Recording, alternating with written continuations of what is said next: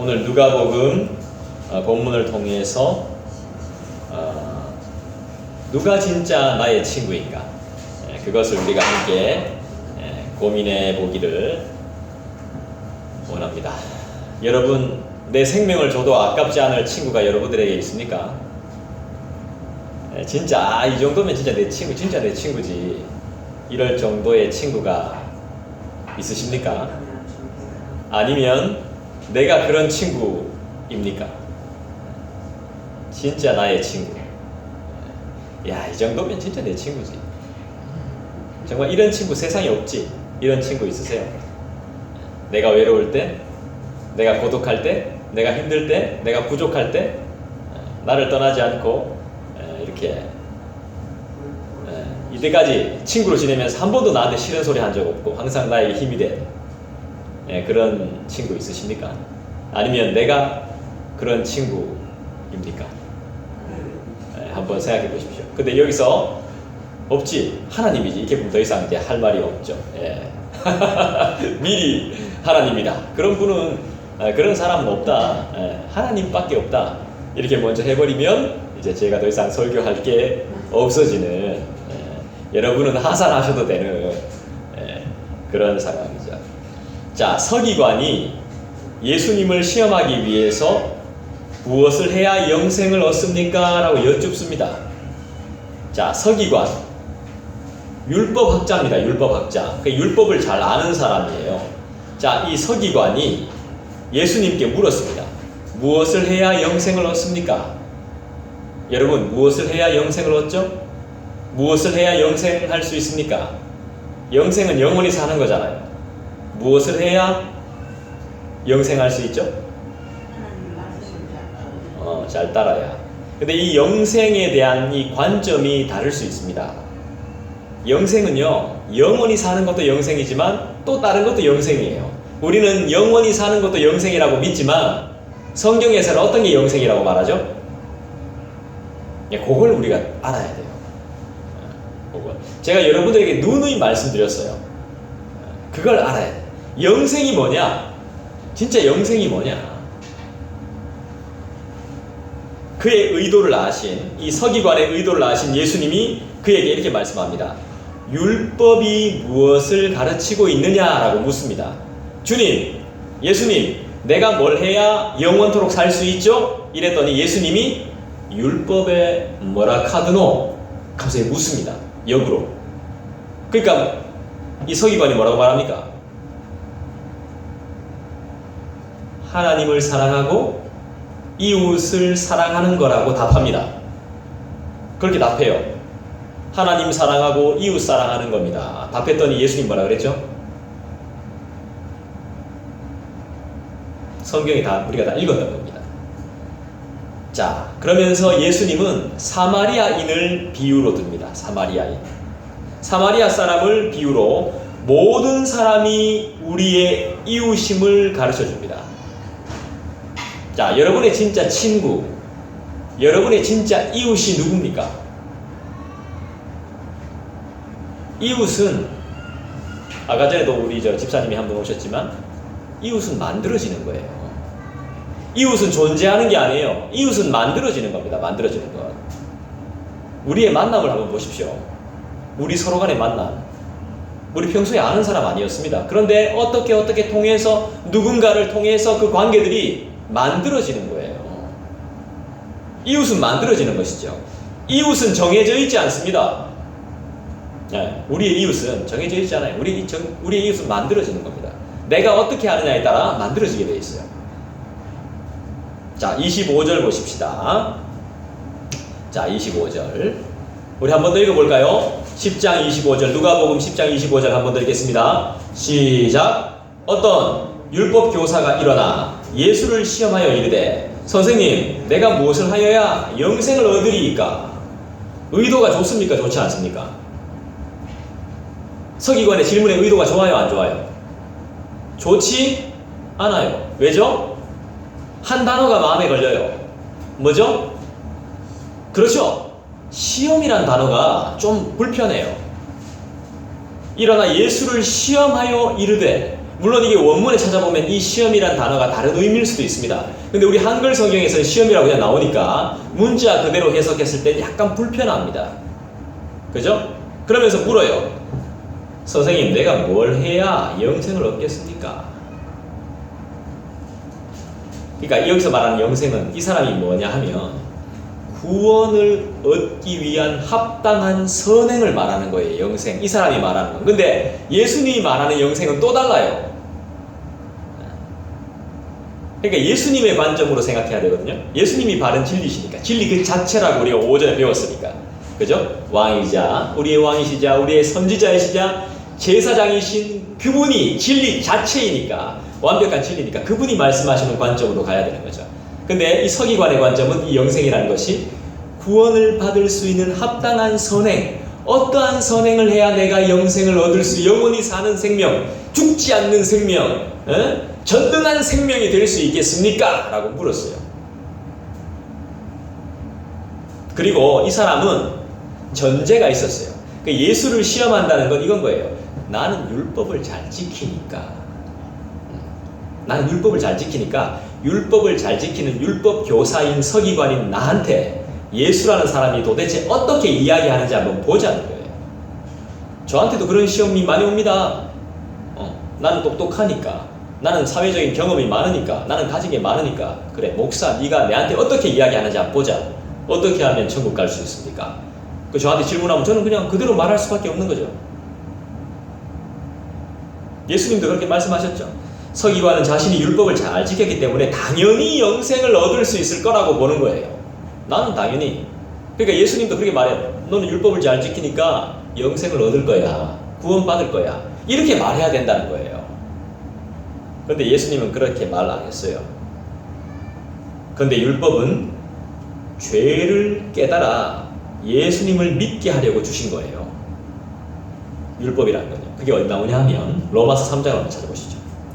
로마서 3장.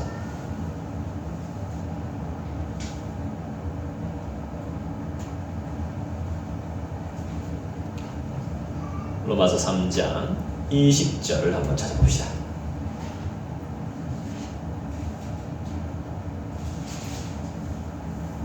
다 찾으셨어요? 우리 한번 읽어볼까요? 시작.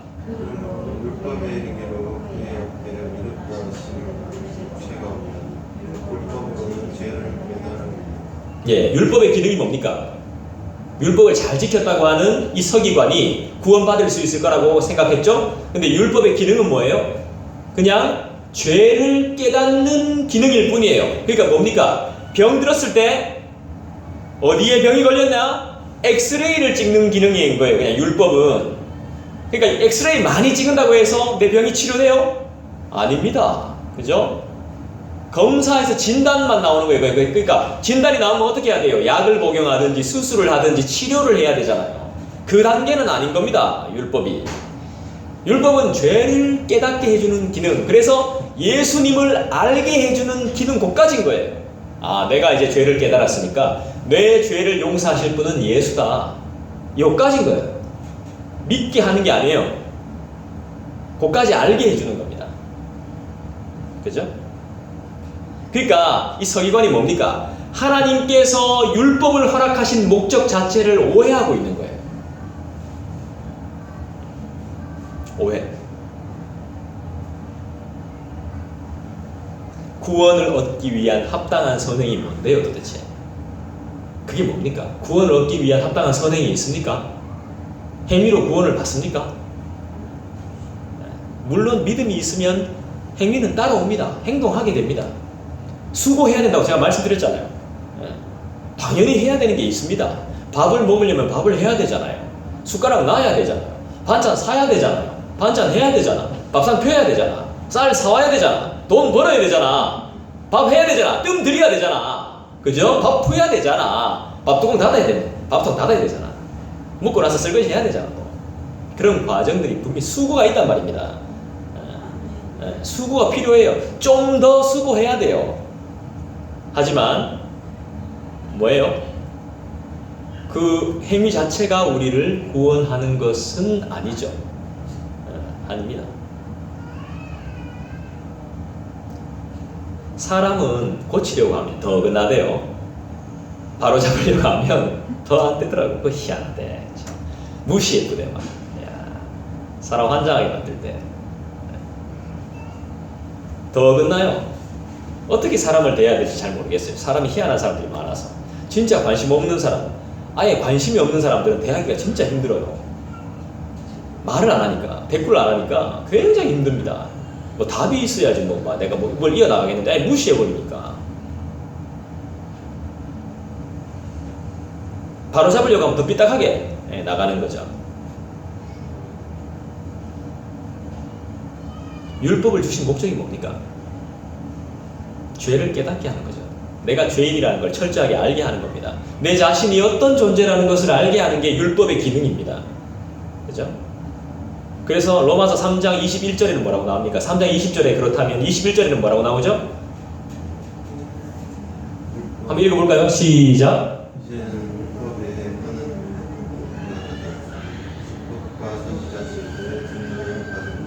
네. 이 무슨 말씀이냐 하면 더 이상 이제 시험하지 말고 그리스도를 믿으라는 거 아니겠습니까? 우리도 이제 시험하지 말고 사람을 시험하지 말고 그 영혼을 통해서 역사하시는 하나님을 믿으셔야 되는 거죠.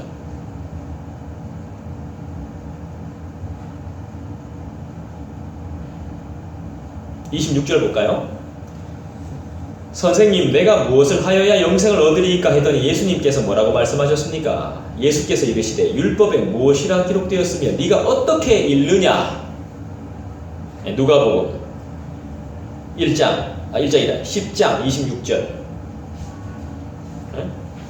그랬더니 예수님이 이렇게 말씀하셨어요. 예수께서 이르시되 율법에 무엇이라 기록되었으며 네가 어떻게 읽느냐? 율법에 뭐라 카드노? 그러니까 27절에 뭐라 그래요? 이르되 내 마음을 다하며 목숨을 다하며 힘을 다하며 뜻을 다하여 주 너의 하나님을 사랑하고 또한 내 이웃을 내 자신같이 사랑하라. 내 몸같이 사랑하라 하였나이다. 이 서기관은 상당히 똑똑한 사람입니다.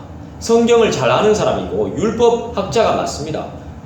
예수님이 질문하는 거에 대해서 분명하게 대답합니다. 뭐라고 말해요? 내 마음을 다하고 목숨을 다하고 힘을 다하고 뜻을 다해서 이렇게 하나님 사랑하고 이렇게 이웃 사랑하면 완벽한 거예요. 대단한 거예요 이거. 그렇게 사랑할 수 있어요? 우리 사랑이 이렇게 해야 됩니다. 내 마음을 다하고 목숨을 다하고 힘을 다하고 뜻을 다해서 하나님을 사랑하고 이웃을 내 몸같이. 와, 이건 율법의 절정입니다. 이건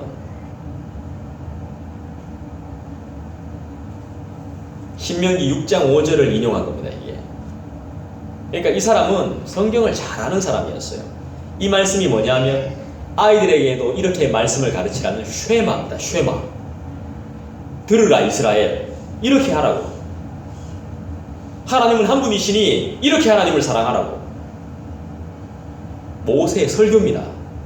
모세의. 우리 같이 합시다.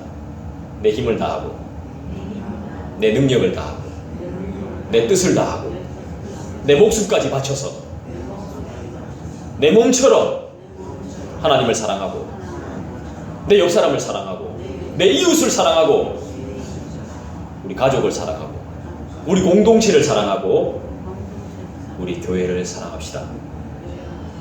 네. 이게 우리 신앙의 선배가 하나님의 말씀으로 우리에게 준 귀한 말씀입니다. 마음은 인간의 지, 정, 의를 다 담는 것이죠. 그죠? 내적이면서 정신적인 영역인 것이죠. 목숨은요? 뭐예요? 영혼, 생명가 이렇게 번역될 수도 있겠죠. 인간 존재의 근원이죠. 인간의 존재의 이 생명, 목숨은. 힘은 뭡니까? 인간 육체의 정신의 능력. 육체와 정신의 능력. 뜻은 뭡니까? 뜻은 뭐예요? 저 꺼버리세요. 뒤에 전원 꺼버리시면 됩니다.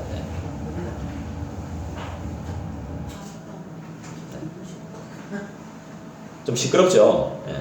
뜻은 지성이라고 번역될 수 있죠. 그러니까 계시된 말씀에 근거를 둔 사랑이라고 말할 수 있습니다. 그러니까 이게 뭡니까? 마음과 목숨과 힘과 뜻은 인간의 모든 것을 말하는 겁니다. 인간의 모든 것을 다해 주님을 사랑하는 것. 그러면서 내 이웃을 내 자신처럼 사랑하라 말씀합니다. 이건 뭐예요? 레위기 19장을 인용한 거예요. 구약을 인용한 거예요. 구약을. 그러니까 이 사람은 상당히 성경을 잘하는 율법학자입니다. 똑똑한 사람이에요. 레위기 19장의 인용이죠. 10계명. 10계명의 5계명부터 10계명까지가 뭡니까? 이웃에 관한 이야기예요. 1계명부터 4계명까지가 하나님에 대한 것이죠. 그죠? 5계명부터 10계명까지가 이웃 사랑에 대한 거예요. 10계명. 그러니까 이게 크로스가 되는 거죠. 하나님과 나, 그럼 이웃, 이 십자가, 10계명. 그죠? 이게 하나님과 나와의 관계에서, 그 다음에 나와 이웃의 관계에서 어떻게 해야 되는지 가르쳐 주는 거죠. 이 율법을 요약하는 것이죠. 그죠? 이웃 사랑을 위해서 뭐가 기준이 되고 있습니까? 이웃 사랑에. 이웃을 사랑할 때 어떤 게 기준이 돼요? 하나님을 사랑할 때는 내 힘과 내 뜻과 내 마음과 내 목숨까지 다해야 되겠지만, 이웃을 사랑할 때는 내 자신, 내 몸이 기준이 되는 거예요. 왜 내 몸이 기준이 될까요? 어? 아니지. 인간은 자기중심적이거든. 자기 애가 있다니까. 자기를 사랑하는 자기 애가 있어요. 묘하게 남의 이야기 잘 안 듣는 나만의 내중심적인 게 있다니까요. 듣는 척은 하지만 내가 은혜 받았던 이상을 넘어가지 못해요. 있어요. 사람은 그런 게 있어요. 내 거가 확실하게 있어요. 내 중심이 확실하게 있습니다. 제가 녹화가 되고 있기 때문에 더 세밀한 이야기는 못하겠지만, 솔직히 말해서 여러분들 따지고 보면, 에런이 있을 거지. 딴 거 안 쓸 거 아닙니까? 애텀이 있을 거지. 맞잖아요. 자기 그게 있다니까. 자기가 좋아하는, 자기가 은혜 받았던, 자기한테 깊숙이 내재해 있는 그게 있다니까. 자기만의, 자기중심적인 게. 인간이 자기중심적이기 때문에 그래요. 모든 사람은 자신을 가장 사랑하기 때문에.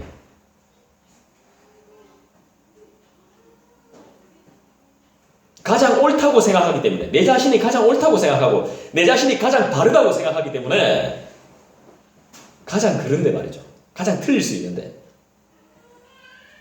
자기 기준대로 생각해요. 그래서 자신이라고 하는 거예요. 이게 바로 이웃사랑의 기준이 되는 거예요. 내 자신처럼 사랑하는 거예요. 우리 주님은 우리를 너무나 잘 아세요. 그래서 28절은 뭐라고 말씀합니까? 예수께서 이르시되 내 대답이 옳도다. 성경대로 이야기하니까 맞죠? 신명기 6장, 레위기 19장을 갖다가 인용하면서 이야기하니까 맞는 거예요. 내 대답이 옳도다. 이를 행하라. 그러면 어떻게 된다고요? 살리라. 분명히 말씀하셨어요. 이대로 해라. 자, 오늘도 우리가 배웠습니다. 그죠? 신구약 성경이 말씀하는 그것을 가르치고 지키고 배우고 전하겠다고. 전하는 게 교회라고. 그죠? 우리가 확실히 배웠습니다. 이 말씀대로 살아야 됩니다. 이 말씀대로.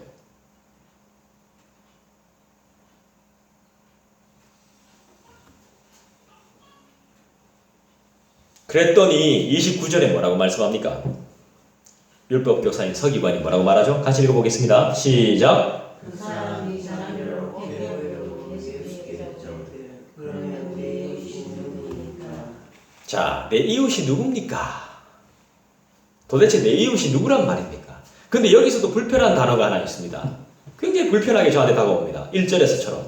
여러분들은 어떻게 다가오는지 모르겠지만 그 사람이 자기를 옳게 보이려고 예수께 여짜오되 그러면 내 이웃이 누구니까?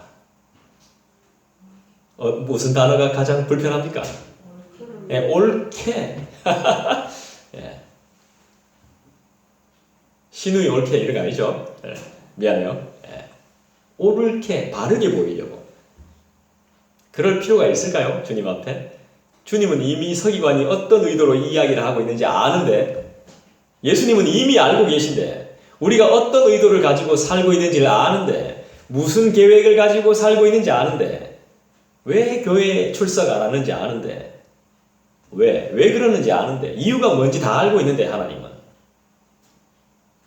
근데 우리는 자꾸 우리를 이렇게 포장한단 말이에요. 다른 사람 앞에서. 다른 눈에 보이는 뭔가를 향해서 자꾸 이렇게 보이도록, 보이는 것에 집중을 한단 말이에요. 그죠?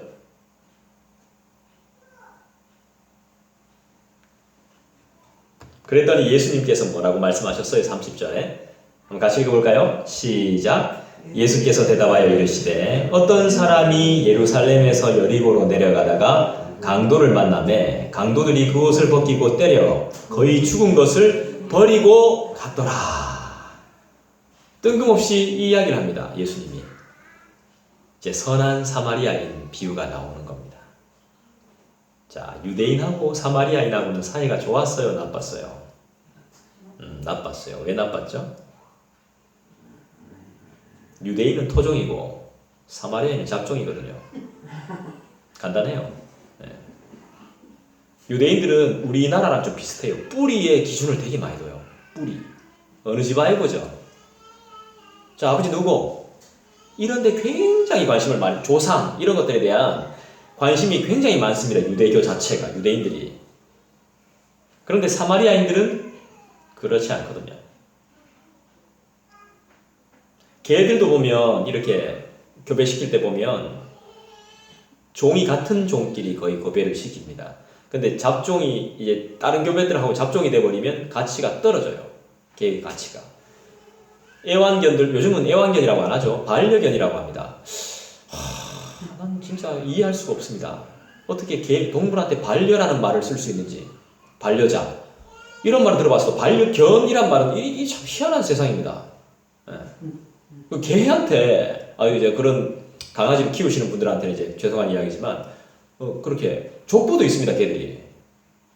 그러니까 이제 전통이 있는 거죠. 그 혈육에 대한 전통이. 유대교가 굉장히 심합니다, 유대인들이. 굉장히 심해요. 사마리아인들은 그렇지 않거든요. 그러니까 유대인들이 사마리아인들 보기를 개같이 봤다니까요.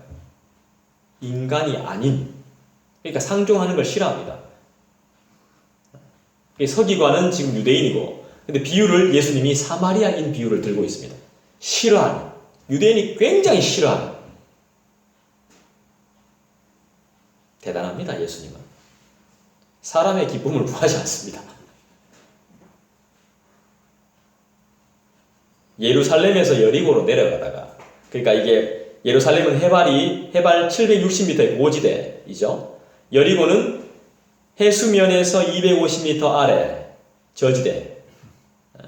이 두 도시를 잇는 길은 가파르고 암석이 많아서 도둑들이 굉장히 많았습니다.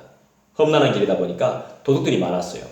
거기서 이제 막 가다가 지치고 이러면 거기서 막 도둑들이 막 해가지고 막 약탈하기도 하고 사람들을. 굉장히 위험한 지역이었습니다. 자, 31절 볼까요? 31절 다 같이 읽겠습니다. 마침 한 제사장이 그 길로 내려가다가 그를 보고 피하여 지나가고. 자, 지금 상황이 어떻습니까? 사마리아인 한 사람이, 사마리아인이 아니죠. 미안합니다. 어떤 사람 한 사람이 두들겨 맞았습니다. 거의 죽을 지경입니다. 죽을 지경을, 마침. 근데 여기 보니까, 이 주석을 보니까 이 마침이라는 단어가 때마침일 수도 있고, 아니면 시간이 좀 오래 지났을 수도 있대요. 시간이 좀 지나서. 그러니까 우연히라고 또 번역이 되는 경우도 있더라고요. 우연히. 그냥 지나가는데 우연히. 제사장이 이제 여리고 쪽에 많이 산다는 그런 이야기도 있습니다. 그래서 이제 막 제사장이 봤어요. 봤는데 어떻게 됐어요? 피하고 지나갔죠. 이 피하다는 말은 다른 길로 돌아갔다는 말이에요. 다른 길은. 보고 안 도와주고. 제사장이 왜 안 도와줬을까요?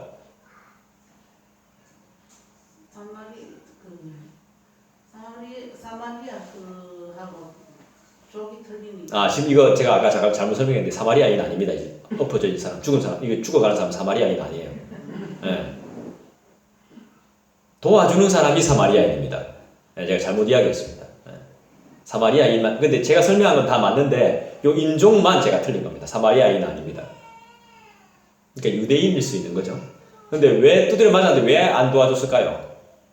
두 가지로 해석될 수 있습니다. 하나는 귀찮아서, 하나는 제사장의 직무, 제사 직무하고 돌아가는 길에 피곤해서, 또 하나는 제사장은 법적으로 규칙으로 시체나 부정한 것들하고 접촉을 하면 안 됩니다. 안 돼요. 법률적으로. 예수님도 하면 안 돼요. 근데 예수님은 어떻게 했죠? 시신하고 접촉했죠? 그죠? 네, 접촉했어요. 부정한 것들하고 접촉했어요? 안 했어요? 접촉했어요. 율법을 다 어긴 거예요, 예수님은. 이 사람도 그런 율법이 있어요. 생명이 먼저예요? 율법이 먼저예요? 네, 생명이 먼저죠.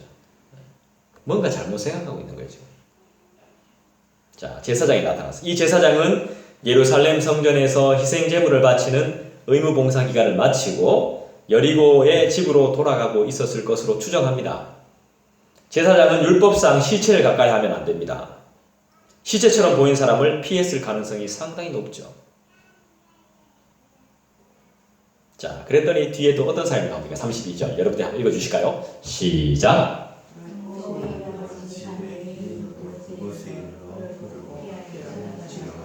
네, 첫 번째는 제사장이 등장했고, 그 다음에 누굽니까? 레위인, 다 유대인들입니다. 유대인들. 네. 같은 민족이었겠죠? 같은 민족의 사람을 보고 지금 다 피하고 있는 상황입니다. 레위인도 마찬가지입니다. 레위인도 어떤 사람이죠? 하나님의 제사를 감당하는, 예. 그러니까 뭡니까? 그 지도자, 선지자, 제사장, 예, 그런 계열, 지파죠. 레위 지파가. 예, 그 지파입니다. 그러니까 피해가는 거예요. 그러니까 피했다는 것은 이 원문에 보니까 피했다, 다른 길로 피하니라, 이 피하는 것이 반대편 길로 갔다는 겁니다.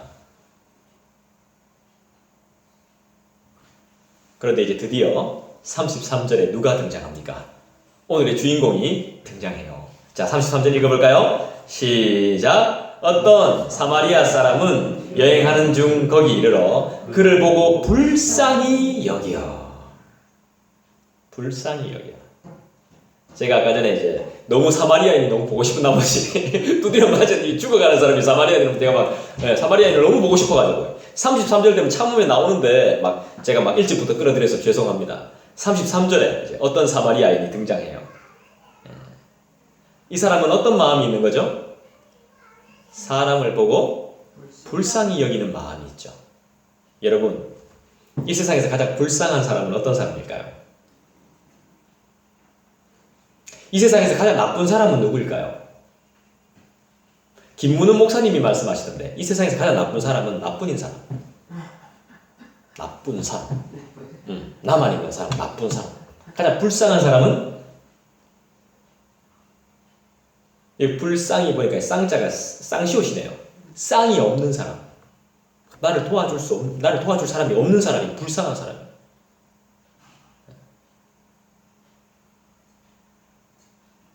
제가 부부 사이에 대한 그 강의를 한번 들었는데 김문은 목사님이 나오시던데 불쌍히 여기는 마음. 나를 도와줄 사람이 없는 사람이 가장 불쌍한 사람이에요. 우리는 돕는다 하면 뭔가 좀 낮게 생각해요. 하나님은 우리를 도우시는 분이세요. 그리고 우리 부부는 돕는 배필이라고 말하잖아, 부부들은. 근데 이거를 돕는 배필을 그냥 우리가 차고 다니는 액세서리 정도, 아니면 진짜 내 일을 도와주는 시다바리 정도, 이렇게 생각하는데 아니에요. 돕는 자는 다른 사람이 나를 도울 수 있다는 건, 그 사람이 누군가가 나를 도울 수 있다는 건, 도와준다는 건 그 사람이 나보다 부자여야 나를 도와줄 수 있어요. 돕는 이란 말은 나보다 한 단계 높은 사람을 이야기하는 겁니다. 한 단계 높은. 여러분들은 굉장한 사람인 거예요. 돕는 배필, 돕는 자, 도우는 자. 이건 상당히 높은 급입니다. 불쌍히 여겨요. 도울 사람이 없다는 거예요.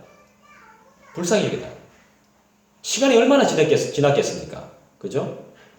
자, 사마리아 사람은 유대인들과는 민족과 종교가 다르기 때문에 이들은 서로 상종하지 않습니다. 그죠? 게다가 유대인들은 사마리아인을 인격체로 생각하지 않았습니다. 그렇기 때문에 사마리아인들도 유대인을 인격체로 생각하지 않을 이유가 있는 것이죠. 그러나 이 선한 사마리아인은 사람을 불쌍하게 여기는 긍휼의 마음이 있었어요. 이 하나님의 마음이 있었던 사람이에요. 모든 것은 마음의 문제가 아닐까 싶어요. 유대인 사마리아인이 문제가 아니라 한 영혼을 대하는 마음.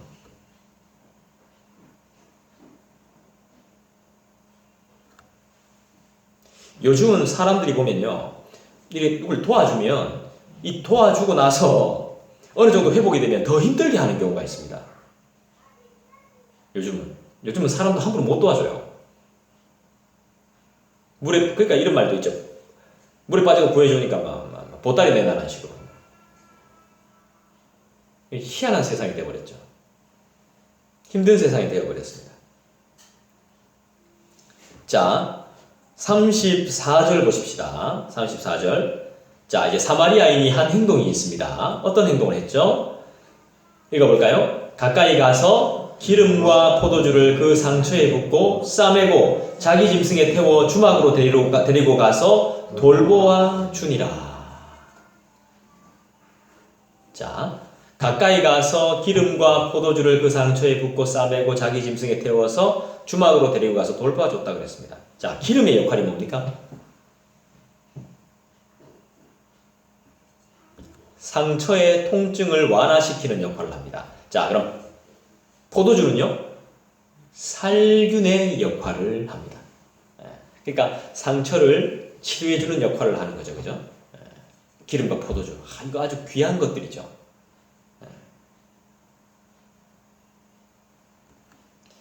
35절을 볼까요? 읽어보겠습니다. 시작. 그 이튿날 그가 주막 주인에게 데나리온 둘을 내어주며 이르되 이 사람을 돌보아 주라. 비용이 더 들면 내가 돌아올 때에 갚으리라 하였으니. 자, 여러분, 이튿날이라고 하면 정확히 언제입니까? 그 다음 날을 말하는 거죠. 그죠? 네, 다음 날. 시리아 신의 역본에는 보면 분명히 나옵니다. 이게 그날 새벽이라고 나옵니다. 그날 새벽. 그러니까 어딥니까? 그 주막으로 데리고 가서 그날 데려다 주고 그날 새벽에 바로 이렇게 나와요. 그날 새벽에 이제 사마리아인이 떠나는 거죠. 그러니까 사마리아인 이 사람도 한가한 사람이 아니었어요. 도와준 이 사람도. 죽어가는 사람을 도와준 이 사람도 한가한 사람이 아니었습니다. 제사장 레위인도 바쁜 사람들이지만 특수한 임무를 수행해야 되는 사람들이지만